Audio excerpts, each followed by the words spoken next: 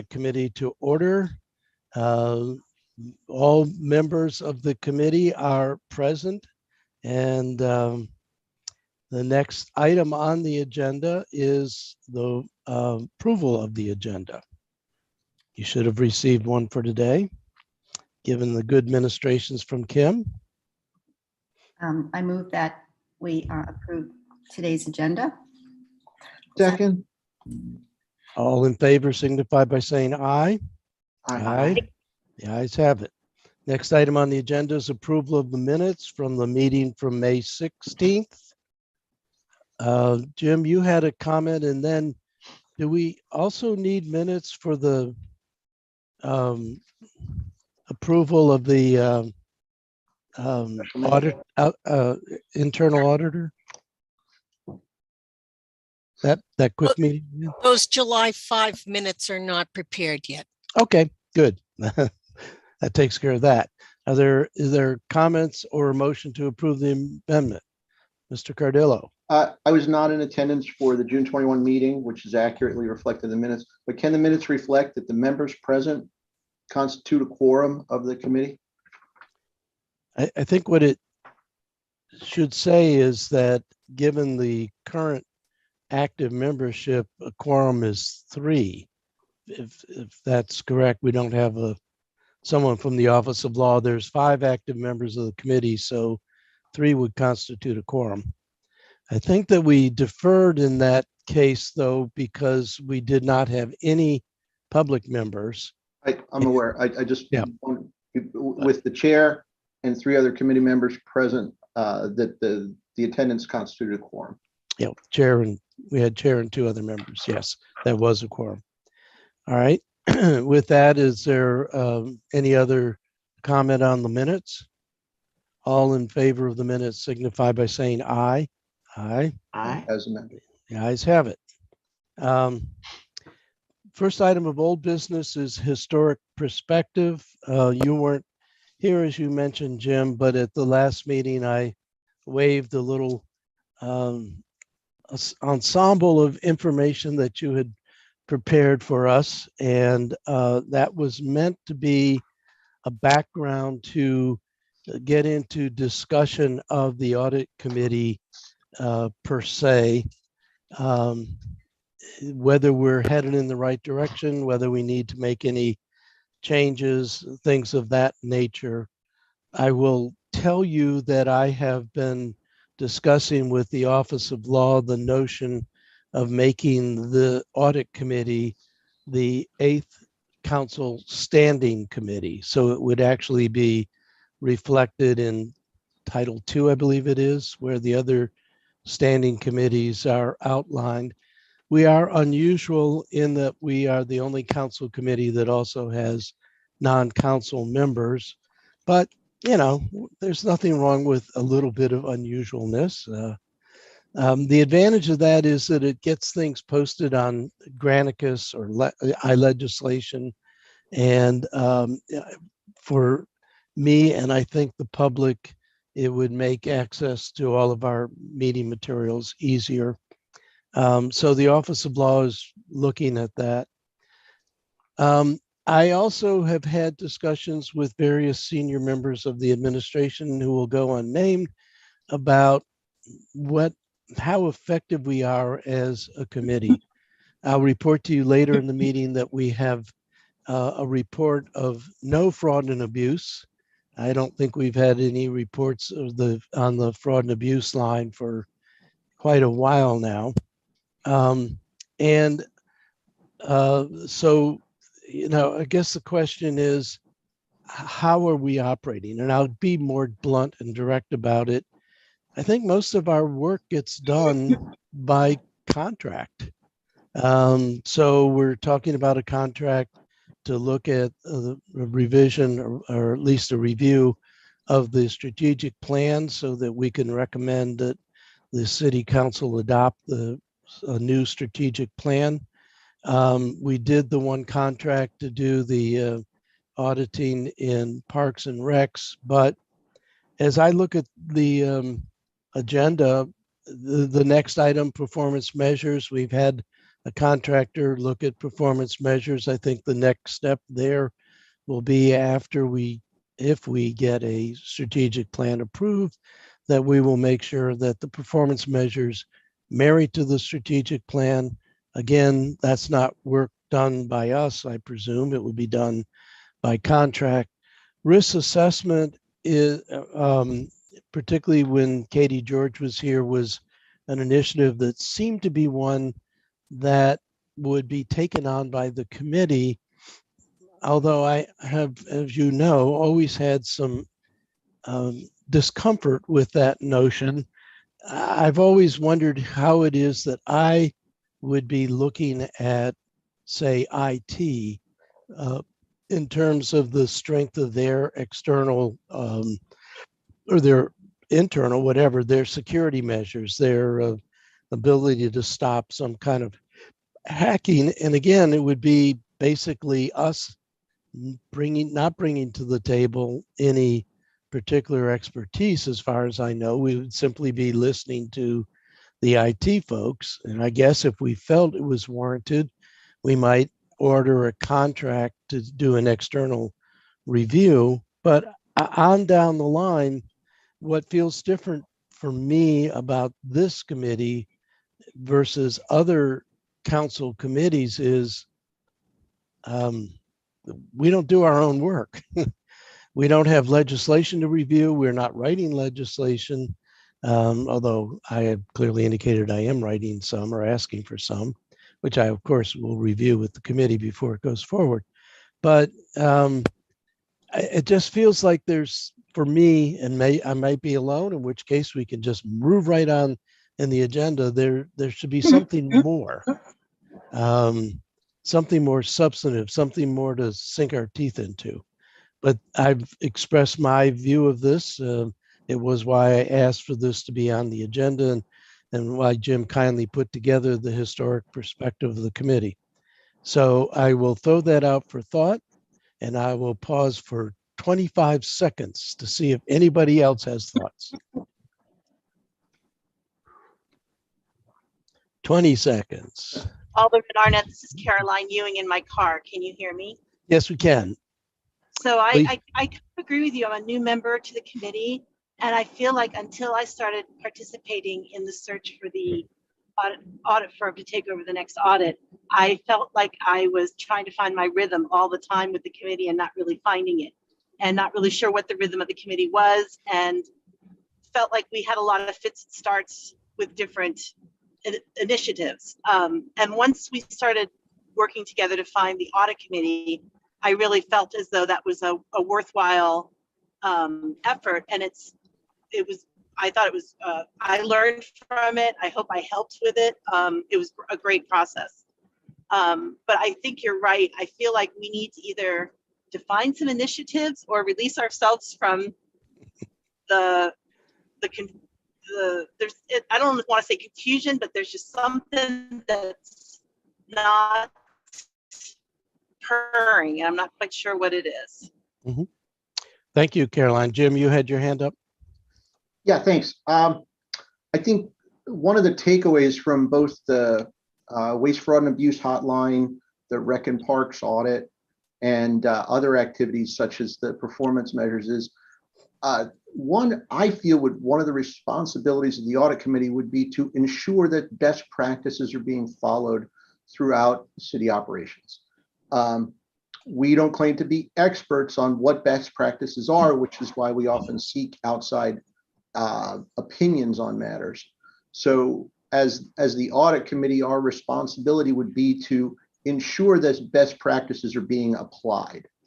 So you take, for example, the Waste, Fraud, and Abuse Hotline. I think Mr. Malinoff at the last meeting indicated that that was a best practice that he had implemented at 2 other municipalities. The audit of the Rec and Parks Department revealed that there are certain cash handling procedures that probably should be reconsidered or evaluated for their appropriateness. So in those 2 instances and in others, we see there are best practices that we should be considering. Thanks. Okay, I feel the threat of that, but then again, how is it that we determine what our best practices? It feels to me like we either have a lot of work if we're really going to be substantive, or no work. So I can go to Public Works and just say, gee, are you employing the best practices given the standards from the engineering profession? So it feels like it has to be more substantive, and maybe some of the awkwardness is, and I will express it for myself, but I have two other colleagues from the legislative side of things. Maybe there's this crossing of boundaries between people who prepare legislation and resolutions versus people who actually run the business of the city. And how much do we defer, I think properly so, to the expertise of the city staff in knowing what the best practices are and performing them. So, I understand what you're saying, but I don't, like Caroline, I'm trying to figure out how we actually sink our teeth into that, and particularly sink our teeth into that without crossing a boundary. For me to tell Well, David yeah. Gerald how to run Public Works doesn't feel right. I think what we have is you have an outside source such as Forest Consulting says, here is your recommended performance measures for this operating department. And then you have the department head themselves and they say, well, look, I see, but there's a dialogue there. There's a give and take, a back and forth, and the audit committee would be responsible for saying, well, I think it should be, these items should be included in the performance measures, not 100% of what the outside consultant recommends and not 100% of what the department head recommends. That's where we exercise our critical judgment and say, what works best? Do we want to require the department head to do certain things? Or is it, no, the department head knows better than the outside consultant how to do things. So that's where you're balancing two sources. Same thing would be for, the Rec and Parks examination, for example. I'm looking at one example, and I'll defer to Alderwoman Pindell-Charles because I know she's been itching to talk. Yes, Alderwoman Pindell-Charles, please. Thank you, Mr. Chair. Have we ever looked at or explored if other municipalities have audit committees and how they've handled it? I'm going back to what kind of Caroline said about finding our rhythm. You mean look outside Annapolis? Okay, Edgewater. No. I have not, but I think that's always a good idea. Actually, when Mr. Melanoff comes back from his vacation, how do we ever let him get that? In September, when we meet again, he can certainly bring us a perspective from two different counties and elsewhere.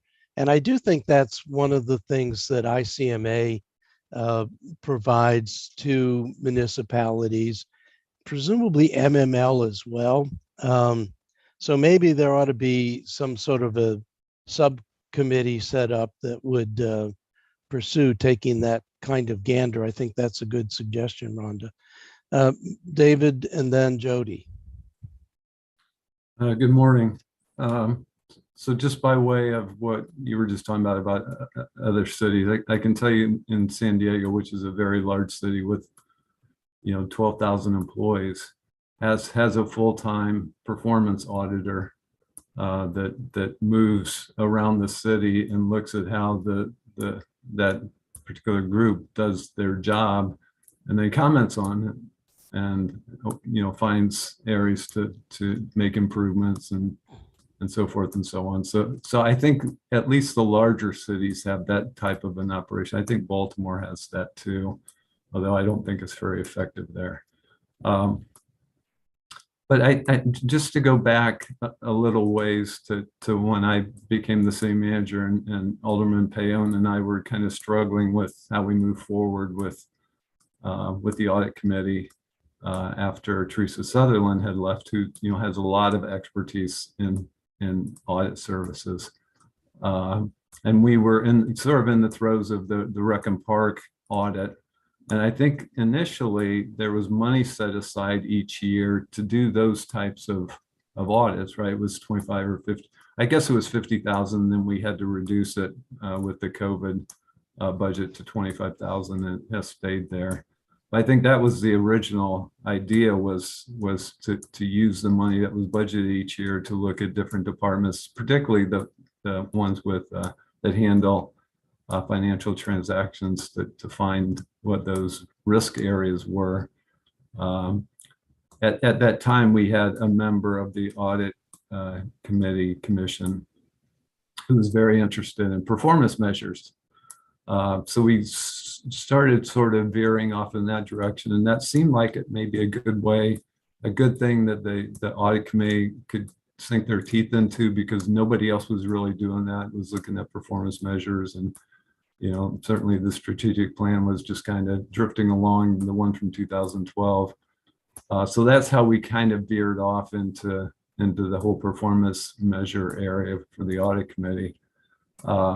I think Katie wanted to get back to some degree to doing the audits for the departments, and so she requested the departments, as well as Jody and I, to provide areas that we thought were risk areas, and then to narrow down the broad universe of things that could be looked at.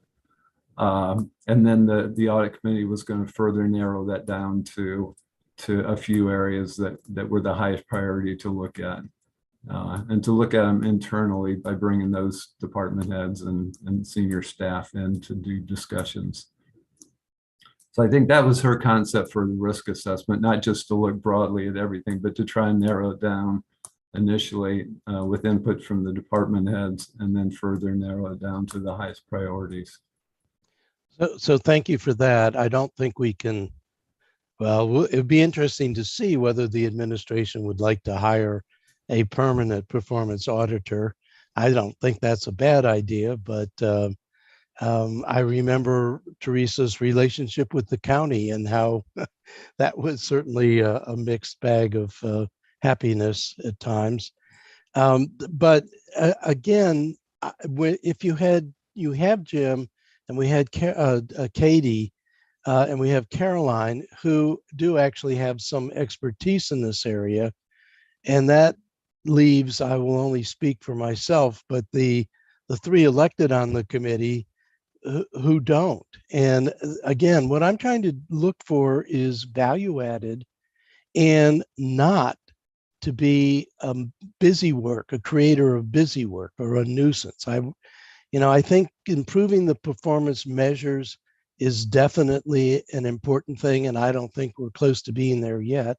I think in reviewing and updating and adopting finally the strategic plan, I think that's very good, and I feel that's very much in the interest in the province of the elected officials as well. But I was thinking, again, both when you were speaking, Jim, and David, there again, we're looking at hiring or turning to some outside expertise, and there's nothing wrong with that. It's just not clear to me that we need this committee or this committee with city council members on it to do that. That would be something, it would seem, a city manager wanting to employ good management practices would want to think about on the executive side of the governance. But let me turn to Director Dickinson and see what your comments are, Jody.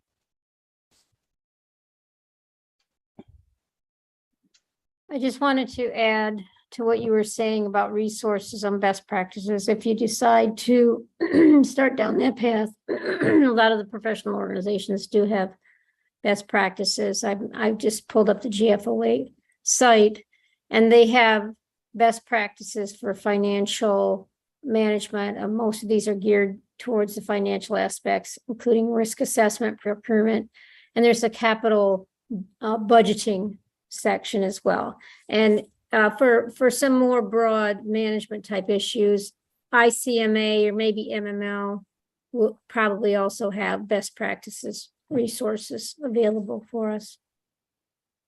Thank you. I guess my immediate reaction to that is, and I'll since you and David are both have been or are department heads, isn't that something that department heads do as a matter of course and professional expertise? For example, professional engineers have a professional organization, and practicing engineers. I almost feel like that's something we should assume our departments are doing. And if they're not, again, that would be an issue for the city manager to say, that you need to spruce that up, Mr. Department Head or Miss Department Head. David. I think Alderwoman Tierney was before. Oh, me. okay. All right. Thank you. Yes, Alderwoman Tierney. Yeah, thank you very much. In reading the code and the genesis of this committee, it is a handful of responsibility. I feel the need for addressing the items it lists in the code. However, the conundrum is the independency issue. And I think you alluded to that, Alderman Arnett, about how independent can alderpersons be. And then the other conundrum is this, and it happens with the Finance Advisory Commission and other commissions, is, what's the difference between actually overseeing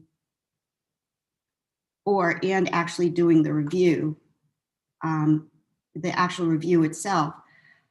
My concern is this performance measures review. That task has, I believe, definitely been given to the audit committee. Yep. And that's a big deal. and that in and of itself is something that, would apply a lot of our, review and time. But my question is the value added. I think there is this need, obviously, with performance measures. And I look at actually the council to say, we have to report to them every year. Well, what do they want to hear? What do they want to hear from us? What do they see as us contributing more than just an independent auditor? So I do have, it's almost like an all or nothing type task. We're either going to dive into this and really get it, get into it here, or we don't. Right. I think I share your, I think I share your questions, Alderman Arnett. And I think this is a good discussion to have. And I look to others to answer for the answers.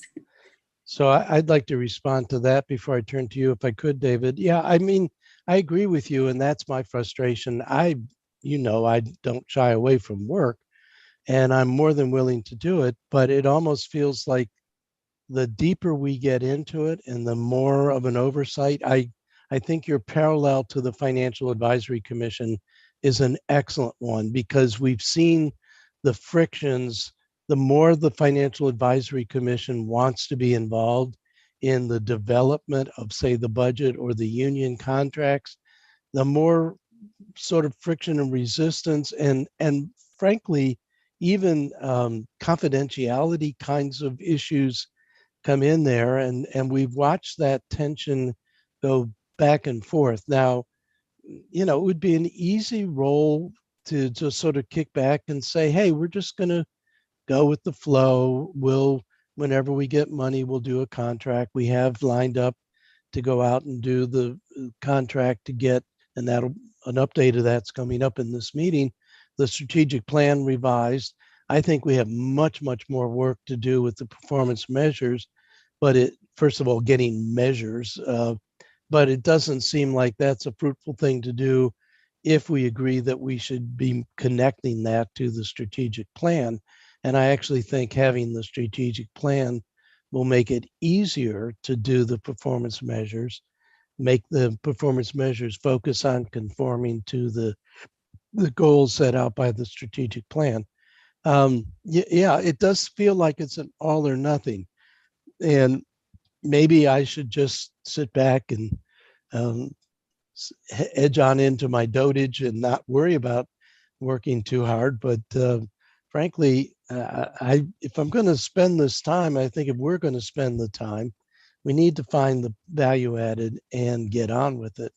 And I personally feel, and in reviewing the history of the committee, there's been a lot of spinning of wheels. I used to get input from committee members on the side about their frustration with the chair of the committee. And I thought, yes, that chair, boy, if they had a strong chair, they'd get in and really provide leadership. And now I'm saying, whoa, this is just not as easy as it seems. The path forward isn't as clear. And maybe I unfairly besmirch my predecessor. But, if we're going to do it, let's do it and do it right. David, you've been patient with your hand up. Yeah, thank you. A couple of things, a couple of topics. So one is on the strategic plan. Mike Malinoff obviously is going to take that on, and he's looking forward to working on that, and that makes good sense. But you remember last time that we did the strategic plan, there wasn't an audit committee. There wasn't really a committee that he could work with directly to get feedback during the process. It was really sort of the council of the whole, or participation by the department heads. So I think that you all will be very beneficial in that role of kind of guiding that process, helping him guide that process through with monthly updates and maybe special meetings and maybe a special committee to assist with that. But I think that will be really, really beneficial for that process. I also wanted to mention that Jody was talking about best practices. There's also agencies that do credentialing for departments. You all know about CALIA for police. You all know that that fire has their level 1 rating. Public Works has been going through that for a while. That was something that I started probably 6 years ago with the American Public Works Association to become a credentialed agency. I intend to wrap that up before I leave the city. So I still think that's important. It's a lot of work, and we got a lot accomplished, but not quite there. And I want to get that accomplished. But that's another source where a group comes in and looks how the agency operates, adds some sort of standard processes that are best practices, but also looks at how things are documented, just a lot of the processes, and makes recommendations on how they can be improved. And if you end up getting the credential, then that's sort of a badge of honor that not so many agencies have across America. So I just wanted to mention that. Thank you for that. And I think we also get it when Mr. Johnson came in and took over Public Works. He brought a whole new perspective and saw some things that needed to be backfilled. I think Mr. Laplace is going to do it for us with planning and zoning. He's had a little gauntlet of fire last week, but came through it, I thought, with shining colors. So some of that kind of cross-fertilization. But I hope you're right that there'll be a intensive period of work for us to do when we get into the strategic plan and working with Mr. Melanoff, which you are correct, that is a passion of his, and he has done it in other places besides Annapolis. Alderwoman Pendle Charles. Thank you, Mr. Chair. Mr. Gerald, that's an excellent idea about the credentialization of the departments. I think that's certainly worth exploring and looking at, and because we don't need to reinvent the wheel. I mean, there's something already, like you said, about CALIA and Class 1 with the fire department and also with Public Works. I think that should be a guiding tool that we use because that's universal. So like I said, we don't need to reinvent the wheel, but I'm going to ask Ms. Ewing if she has anything to add after hearing the last conversations over the past 10 to 15 minutes.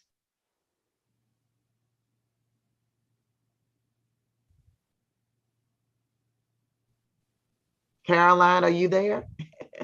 I am. I'm sorry. I'm That's okay. juggling too many things right now. That's all right.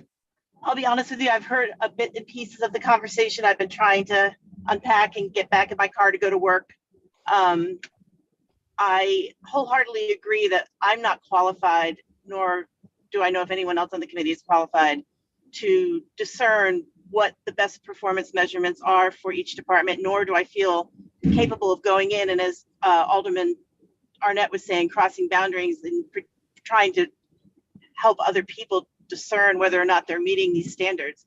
I like the idea of either working with cohort communities to find out what their processes are, or finding some credentialing information that we can use that they should be, these different divisions, departments should be using as well, and just making sure that they're, our work might be just to audit their credentialing and make sure they're living up to that, just as an independent school needs to be credentialed every year by NAIS, National Association of Independent Schools. If you truly want to be considered a good school, you need to be credentialed by NAIS. So I'm sure you're right. There has to be credentialing,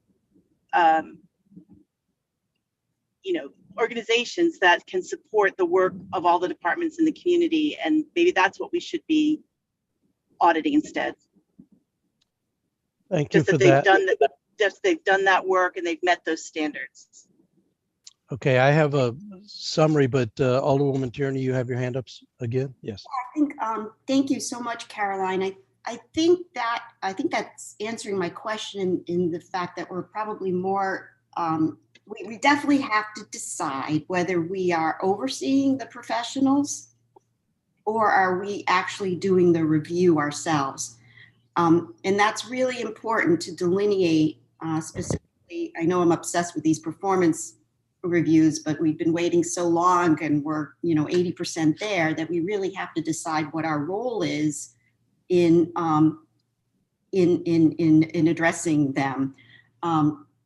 And I think it can work with the oversight. Caroline, I hate to put you on the spot, but you referenced that you were very pleased with the review that you did of the independent auditor selection. Could you speak to what that process was and how we could probably use that for other tasks?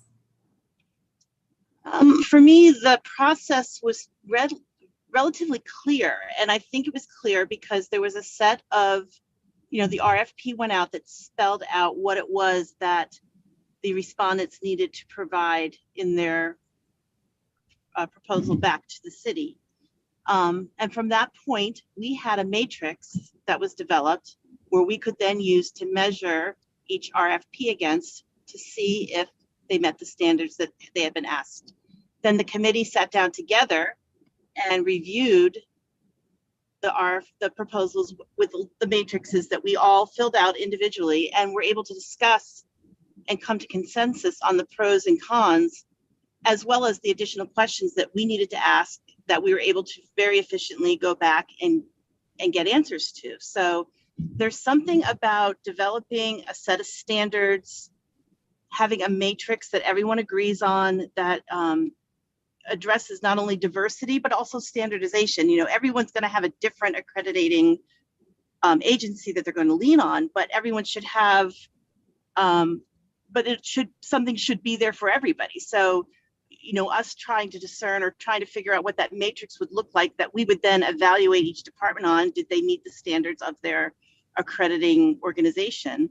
Something like that, I think, would be pretty cut and dry for us to do our work, to be able to check the box to say, okay, fire department met their standards. Hey, Parks and Rec, why didn't you meet yours? What's up there? And then being able to dig in more about what those issues might be. So the audit committee, I think, worked well because we knew what the standards were. We applied the standards to the proposals. We met together, we discussed them, we asked our questions, and we came to a consensus. So it was pretty straightforward. Just one follow-up, Alderman Arnett. Do you see us continuing the review of the departments as well? I guess we have to decide where our money's going to go. Our budget is going to go. I know that we've talked about the budget now being used towards the strategic plan or consultants, or that really decides also what our tasks are, where we put our resources. So from the budget, thank you for that question. From the budget exercise, I think there's a bolus of money to both look at a review of the strategic plan, but also roll into that what was done with the first one, which was the community survey. And that satisfies something that Alderwoman Finlayson and I had asked for, 2 budgets removed, to help us understand the priorities of the citizens. But the beauty of the survey that Mr. Melanoff did the last time, and I presume we'll consider this time, is it compares us to 500 other communities. So we get some of that. What are other people doing? Are other people doing in managing their communities? And how are they serving their citizens? So I guess to wrap this up, if I might, first of all, I'm gratified that others are sharing, at least to some extent, my angst over this particular issue. And it does seem, coming out of this, that what we need to do is to set up a subcommittee that does a couple of things. One, see what we can do in a search to find out what other communities like us are doing. And it does seem that 2 sources to go to for that would be ICMA, but also MML. And that's something that possibly we could have Takia Green help us staff to do that search. I found her to be quite excellent on doing these kinds of searches to come up with the the basic information that we can then use to decide how we want to go forward. So with that in mind, can I have say a 2-person committee member team to volunteer to take that on and maybe get back to us with a progress report in September? Everybody's sitting on their hands. I'll certainly volunteer to take that on. I would like a cohort in crime, but I think it's an important thing to do. Okay, committee of 1. Moving on to the next item on the agenda. Performance objectives. I think this is performance measures. Is that, that's how I'm construing this to be. And I think that we've discussed this a little bit already. There's more work to be done on the performance measures, particularly for me. There's only a couple of departments that actually give us measures, and they're the usual suspects. Public Works does an excellent job of giving us measures, actual measures, not standards. And IT, I think, has done a good job of planning and zoning to some extent. Of course, it's easier to do for some departments than others, but I think that in my mind, and I'm testing this out with the committee, that next level should wait until we figure out what we're doing with the strategic plan. Is that, I will test that. Is that the sense of the committee, that next step is strategic plan and then return to performance measures? By show of hands? Only one hand. No, okay. All right. Risk assessment. At the last meeting, I had suggested a small risk assessment could be done to look at any liability that we have in the way that we're handling the community grants. This came up in particular in relationship to, are we violating any constitutional things? We got some information from the city manager, Gerald, about that process.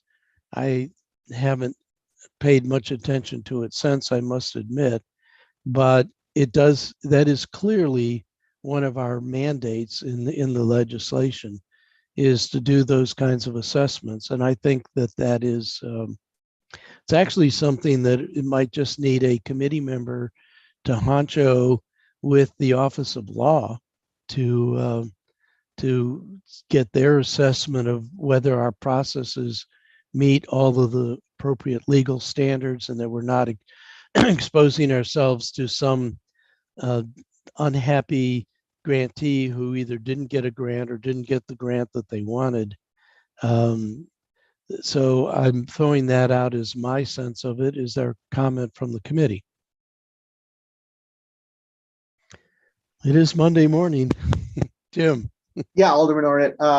What you were talking about, I think it's let's, I don't know if it's taking a look at the grant making process, looking at what the document is the document for the process that the committee follows.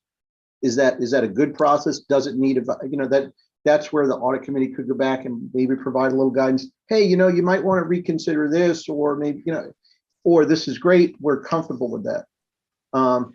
It's kind of like an oversight type of thing where the committee's operating and the committee's doing the work of the grant making, and the audit committee would be determining, hey, is this a best practice here? Are we following along with what are commonly accepted practices in documentation required for grants and follow-up reporting, et cetera? Right. So there is a fairly well documented process. It has changed over time. It has at least a couple of dimensions to it. One is there's a requirement for quarterly reporting on the part of the grantees. It's not clear to me that we're getting that. I'm not sure I've seen a document, although it could well exist, that shows a compilation of those quarterly reports. But the presumption is we are giving people money to do things, and we'd like to hear from them every quarter what it is they're doing with that money. So that's a performance aspect. But the other aspect of it is, are we in our process itself, are we clearly making sure that we're not violating separation of church and state, which is the current issue? And I think, as far as I know, currently unresolved issue for one grantee. But are there other procedural things in the process that could be strengthened?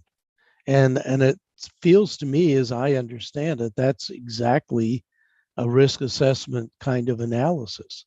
Our procedures for gathering grantees, first of all, getting the message out that there are grants, and then collecting them, evaluating them, making the decisions, and determining the amount of monies that we contribute to each of the causes that are deemed worthy.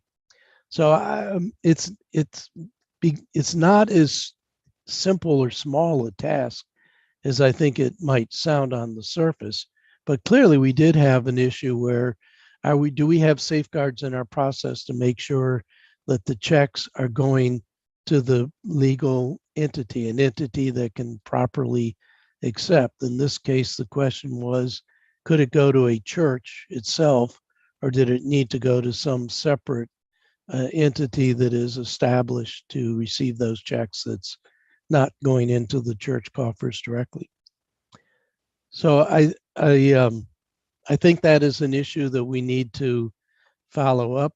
Again, I think that could be something that could be a subcommittee of the committee, but I've already volunteered to be on one of the new subcommittees, so I'm not volunteering for this one, but I do think it warrants giving a look. Come on, I can see some hands trying to raise. No, I had a comment. Yeah. Mr. Chair, I thought that one issue, and we're not going to belabor it, I thought that one issue was solved. I have no idea. I thought I it know was. that I made a promise at budget time that if it were solved, I would put in an amendment to raise the amount of the community grants by $5,000 to cover that grant. I've not received anything. Pardon? Oh.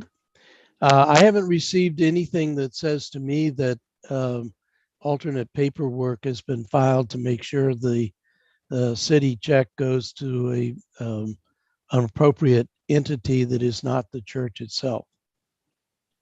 I saw an email that came through that looked like they had that they had done something differently in order to be able to receive the money. But I'm going to leave it at that. This conversation on the side. So okay. Thank you. Yeah, I think it does need to be sorted out. All right. I know everybody's busy. Alderwoman Tierney, you had some pretty direct involvement with this from the Finance Committee. Would you be willing to head up? I think it's primarily a contact with the Office of Law and possibly finding some best practices? Yeah, I think that our issue is that we've done, we've done it before, and now, with the brakes on it. So yeah, I can work with the Office of Law and maybe getting some sort of policy word. Okay. Can you do that by yourself, or do you need help from somebody on the committee? No, I can do it. I think it's All right. coordination with the Office of Law and our Erin David who will be doing the community grants next year. Will that be Erin? Mike Malinoff would need to answer that question. Oh, yes.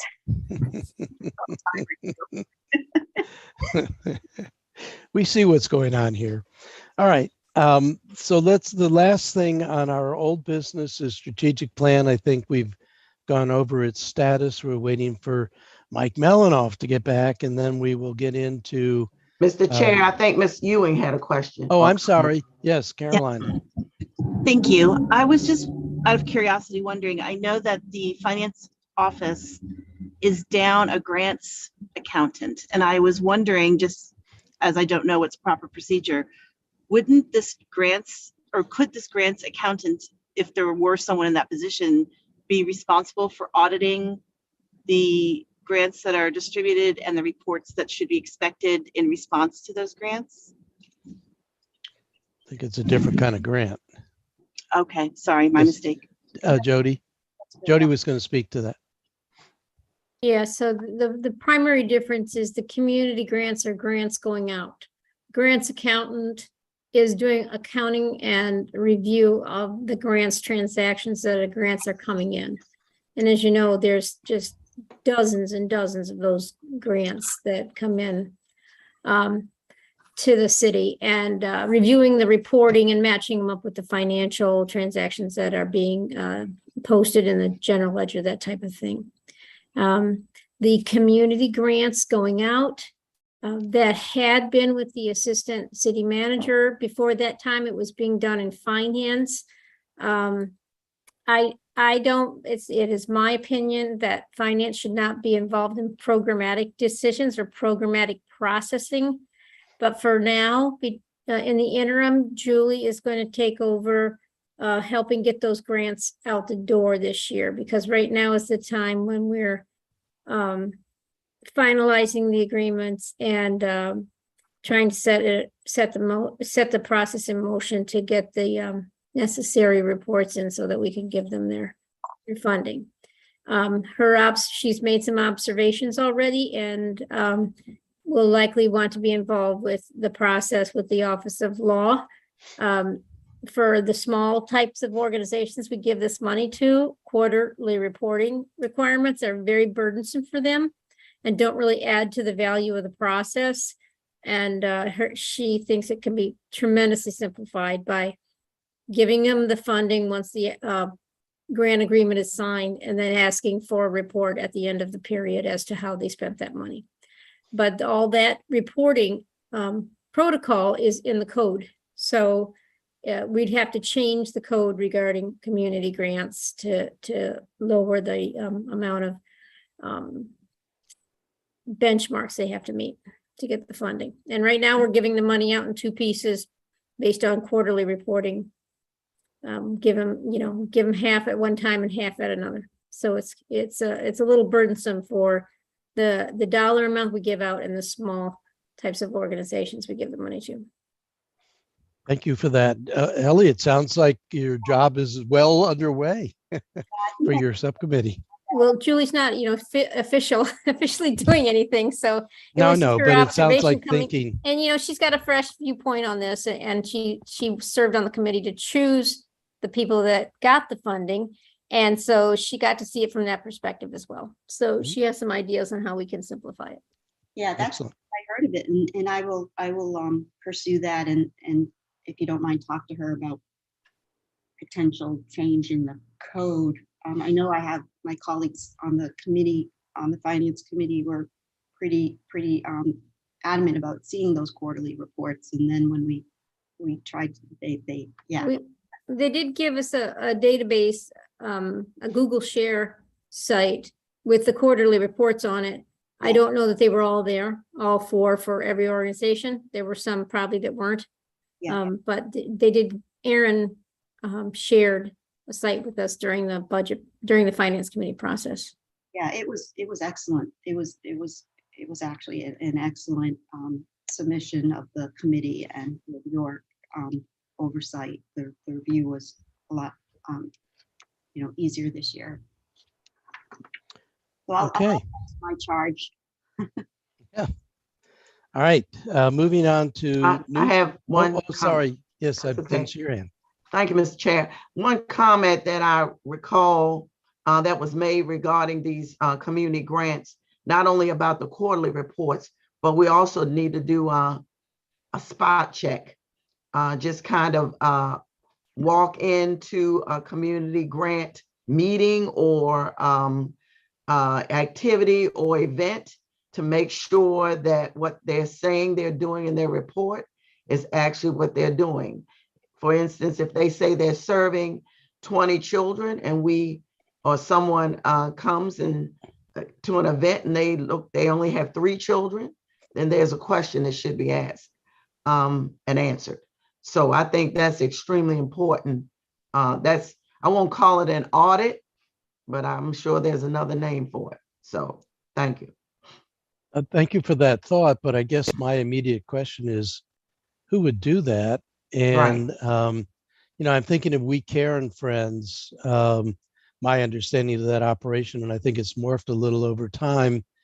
How would you know when they're doing a food distribution to be able to show up? It sounds like a fairly staff intensive kind of thing. I don't think the committee has the chance to do that. I don't think Jody or Director Dickinson would say that she has extra staff time to do that. So it might be a desirable thing to do, but I wonder if we have the horsepower to do it.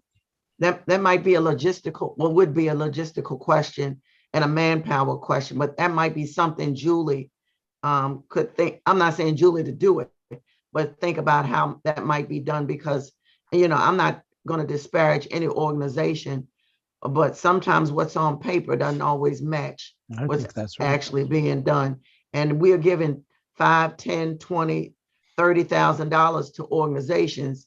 There needs to be some sort of check and balance on what they're actually doing.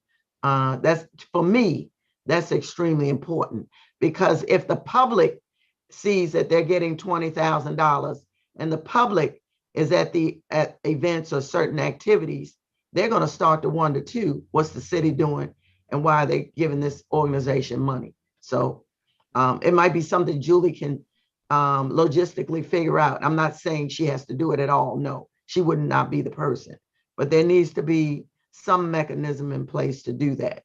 Otherwise, we're going to be taking a task on the funding and the grant.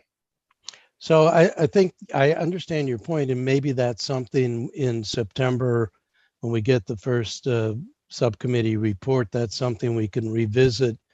Alderwoman Tierney, I've already expressed my concern about the feasibility of this, given staff requirements, who would do it, what would be their authorities, and it may actually be something we'd have to put in code itself. So maybe that's something you can tuck into your bonnet.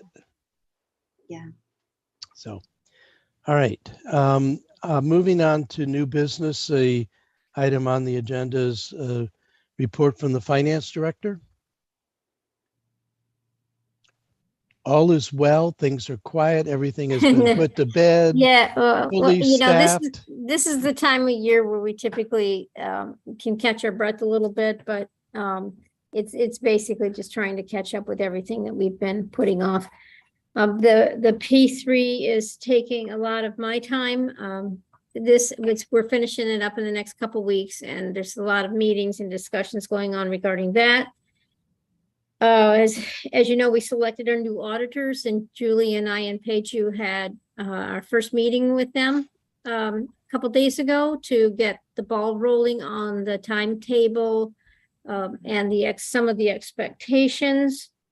And so I feel that we moved along on this pretty quickly, and thank the committee for helping us make that decision at the last meeting.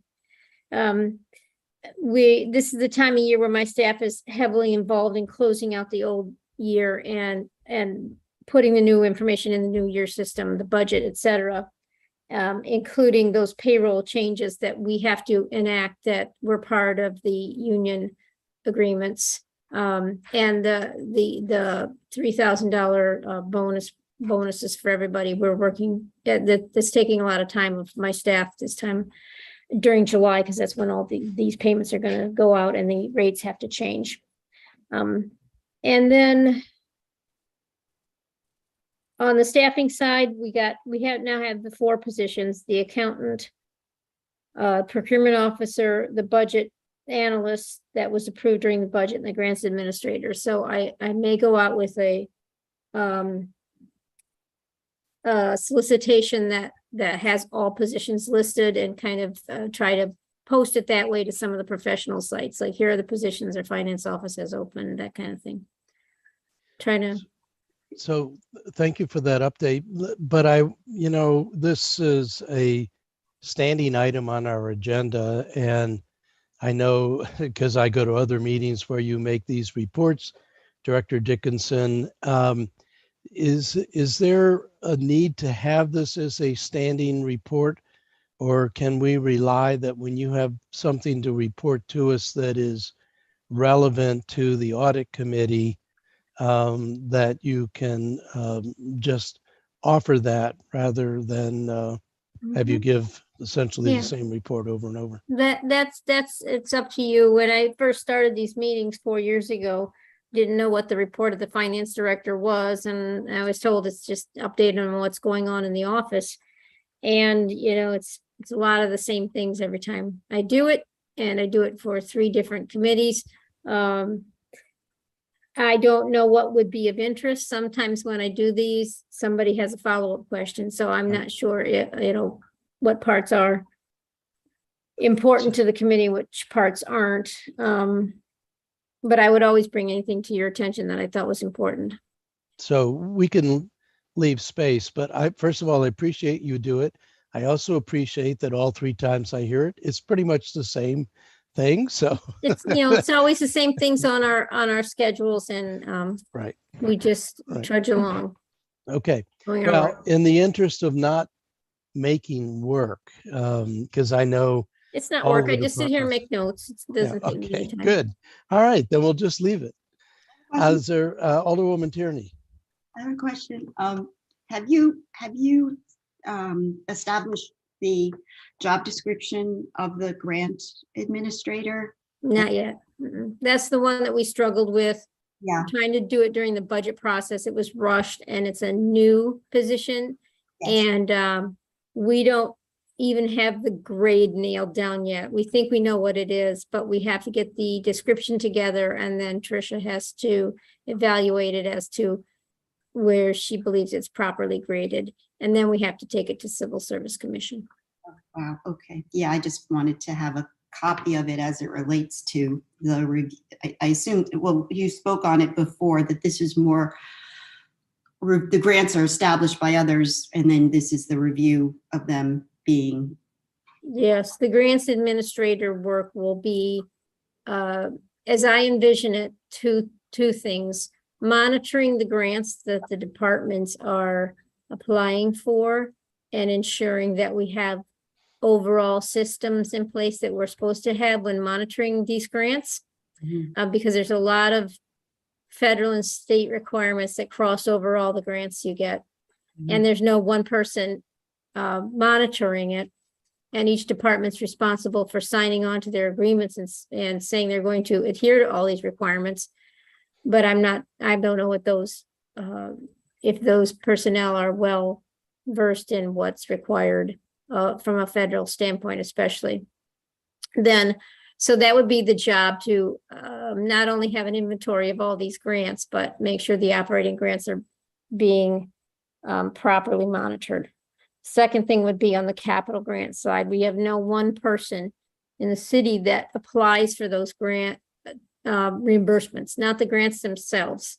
We always have folks out there trying to find funding for capital projects, but nobody to go back and request the reimbursement. And there have been times in the past where that's just been dropped. And we found grants that we had done the projects and had to go back and get the money a couple years later.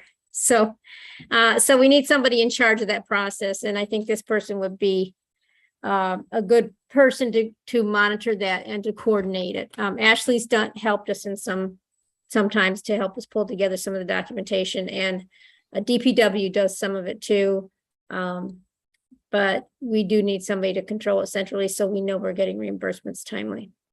That was a recommendation from the Finance Committee this year that, well, one of the recommendations was that, so that the burden wouldn't be totally on that person, is that each department head, we suggested that each department head would help in itemizing the grants that are in the department and who's accountable for them as internally. I mean, as far as the department, and then that information would get to this person you're speaking of, so that they wouldn't have to hunt down grant.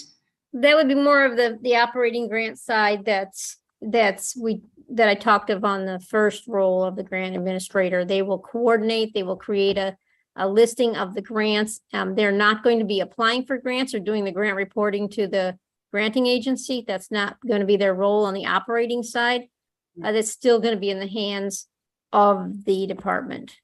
And to inform the department of the things they need to keep up with and maintain and monitor as a part of their operating grants. The capital grants aren't necessarily related to a particular department. Public Works gets involved because it's capital related. And so that's primary, but we've had rec and parks capital improvements that never got followed through on to collect the money, because it was, we did this project, we had a grant, but nobody went back after the money. So it can affect different departments, and it's not always clear cut on the capital side. I see a major Excel spreadsheet in your future. The capital grants are becoming more numerous too, especially because we have some of these projects down at the dock that are involving a lot of different funding sources. So they don't necessarily fall in a bucket of it's a public works project, or it's a rec and parks project. It's a citywide project, and we're getting a lot more varied grant sources. And Cars Beach also is funded by at least three different grant sources. Alderwoman Pendle Charles. Thank you, Mr. Chair. It sounds like Ms. Dickinson, I'm going to assume that this person will not be a person seeking grants as well, looking out there for grants. Okay. It's a monitoring role, it's a monitoring role and a reimbursement role, not a seeking grants role. Okay. That's not what finance should be involved in. Okay, thank you. All right, at this time, the agenda is complete. Is there anything for the good of the order? Failing that, for the minutes, we've created two subcommittees, one that is going to review auditing practices in other municipalities, and I will be chairing that, and another subcommittee that's going to be looking at our community grants process, and Alderwoman Tierney will be chairing that. If there's no other business, I'll accept a motion to adjourn. I have one comment, Mr. Chair. If you or Alderwoman Tierney need my help, just let me know. All right, thank you. We thought we could guilt you into it. You did a good job of it too. Is there a motion to adjourn? So moved. Second. All in favor signify by